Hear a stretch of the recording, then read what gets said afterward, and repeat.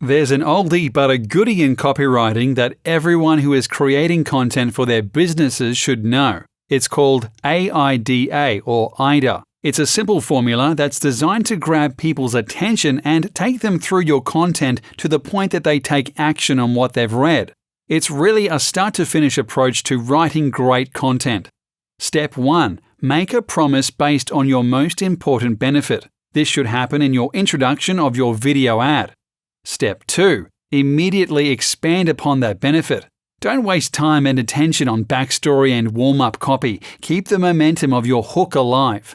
Step 3. Tell the viewer exactly what they'll get. I like to break this into two groups of what they'll get, the tangibles and the intangibles. The tangibles are the components of the product itself, for example, 37 downloadable HD videos, and the intangibles are the changes to their life, for example, the time-saving power of knowing a proven system. Step 4. Support Step 3 with proof. Proof includes testimonials, endorsements, case studies, and demonstrations. Step 5. Tell the viewer what they'll lose if they fail to act. Agitate the unpleasantness of their current situation and help them see their miserable future if they choose to ignore this offer. Step 6. Prepare for the close by rephrasing your prominent benefits. Get prospects itching for the button to click by reminding them of the top benefits. Step 7. Incite immediate action. That's self-explanatory. So what is AIDA or IDA? Let's start by breaking it down into its fundamental pieces. A is for attention, I is for interest, D is for desire, and A is for action. If you follow IDA in a piece that you write, you guide consumers along the experience funnel. You start by grabbing their attention and getting them engaged, curious, or excited enough to keep reading. Then you build their interest in what you have to offer, to the point that they start to relate to this potential product, service, or information to their own lives. At this point, you begin to stir their desire. The goal is to get them to want to purchase a product or have an experience or make a big step in their lives. Finally, you push them over the tipping point so that they actually take whatever action it is that you highlighted. The overview above probably sounds pretty familiar. In fact, it's the experience that most of us are hoping to create when we sit down to craft specific pieces of content for business purposes. IDA offers a coherent framework for writers to follow and increases the chances of getting the desired response. A is for attention. The first hurdle for any piece of writing is to capture the reader's attention. To get their attention, you first have to start with a concept that's deeply relevant and timely to the audience that you're trying to reach. Here are some questions that you can start to ask yourself when you're in the planning stages to help write an attention grabber.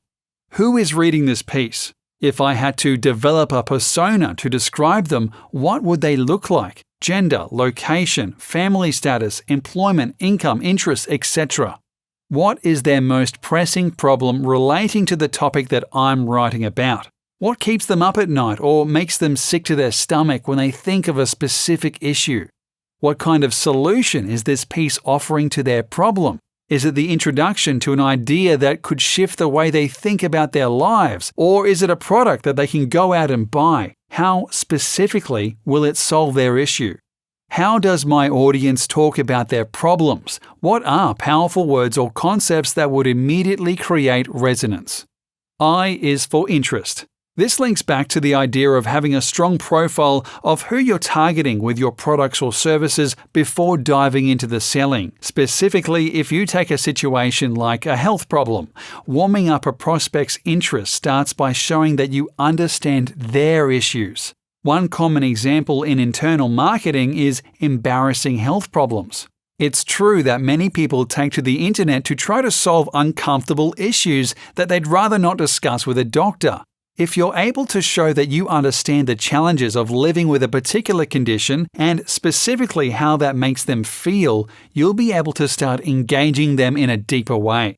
It's then time to build your argument or story. For example, you may have done research into the specifics of the condition and know of reputable medical studies that suggest little-known treatments or successful cures. You may have personal experience that you can use to create more of a rapport with your reader. D is for desire. It sometimes trips marketers and writers up to think about the difference between interest and desire. Think about the idea of changing jobs if you're an employee. Maybe you hear about an alternative career and you start to wonder about it. You read some articles online, do some research on open positions, and even talk to a few people in the field. As you gather more info, you start to realize what a perfect fit it is. The pay is great, the hours are right, the content is interesting. At some point, there's a shift in your mind and you start to imagine yourself in that position. You move from thinking that a career in writing or engineering sounds interesting to actually wanting to be a writer or engineer.